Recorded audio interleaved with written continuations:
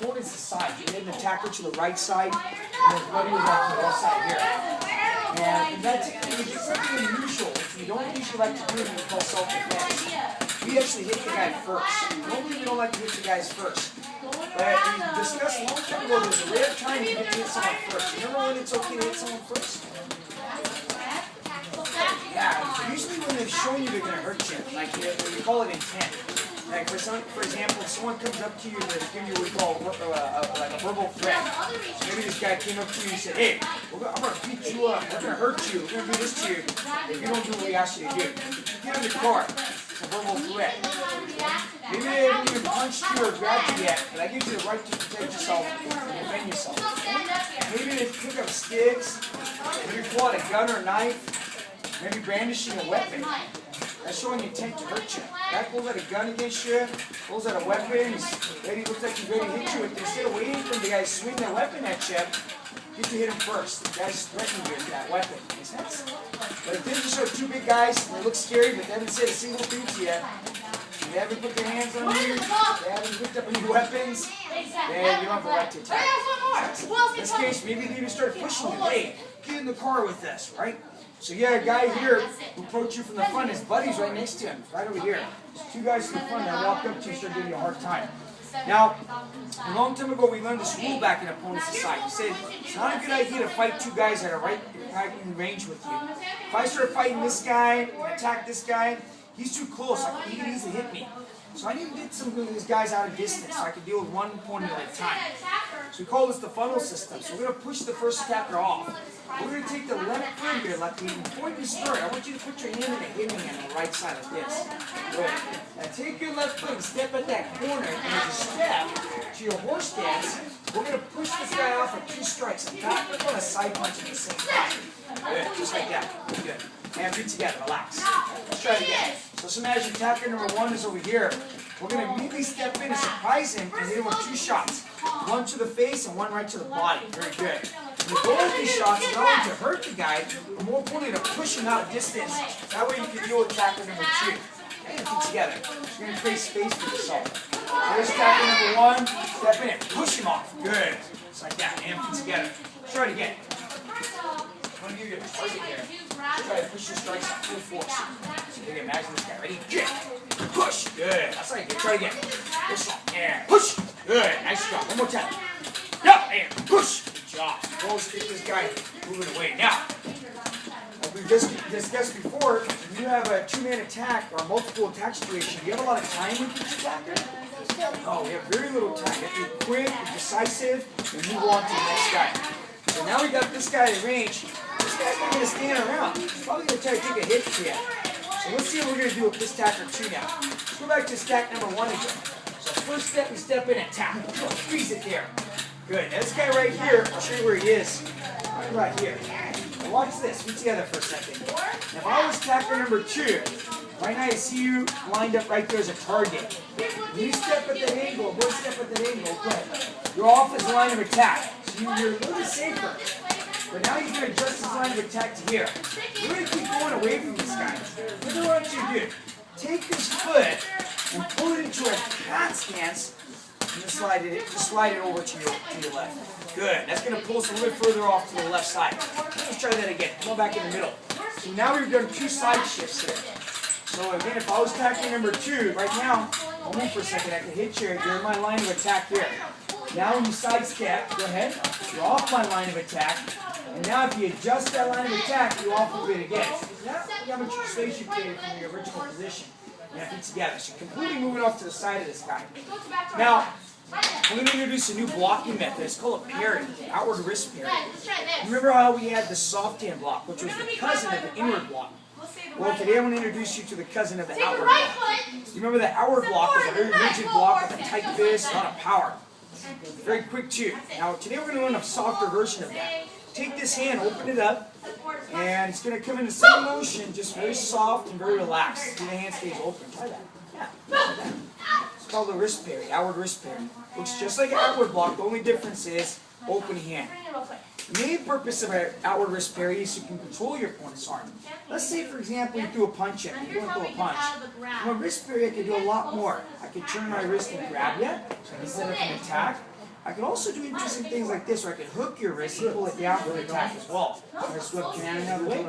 That's the nice thing about the wrist parry. Unlike the outward block, you can't really grab with the outward block. The wrist parry you can grab much easier, and you can turn it into also set up for the attack. So we're going to add that to our second motion now. So let's go back to the first motion. Sidestep to attack and push it. Good. Now right foot's going to slide the cat. At the same time, I'm going to do it first so you watch. We're going to hit a cat and a parry together. Go. Yeah, just like that. Good.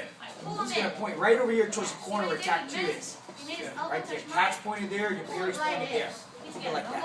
That's it. Good. And relax. Let's see how that applies. So here you are.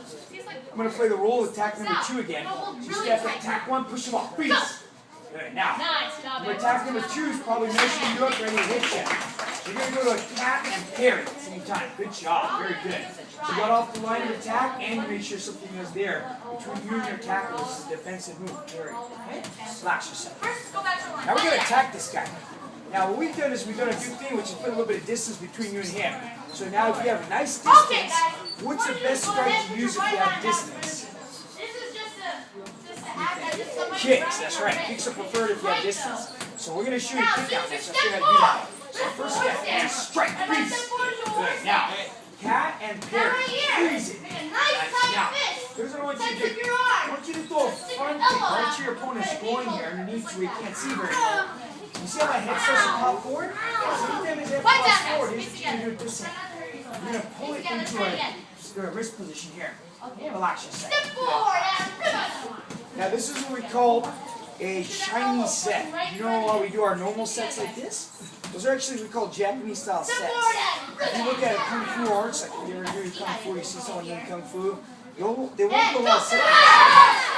Especially in advanced martial arts. A lot of times they keep their hands open like this. So that's their set for this. Kind of weird, huh? But the cool thing about it is when you create it, when you do the set, it actually hooks the arm and pulls it towards you. So what did you notice about the guy's head? Did he get further or closer? Yeah, really close to you. So we're going to take advantage of that. We're going to do at the same time we do the pull, we're going to take this hand and make a rigid claw with it. Remember the rigid claw when we roll back?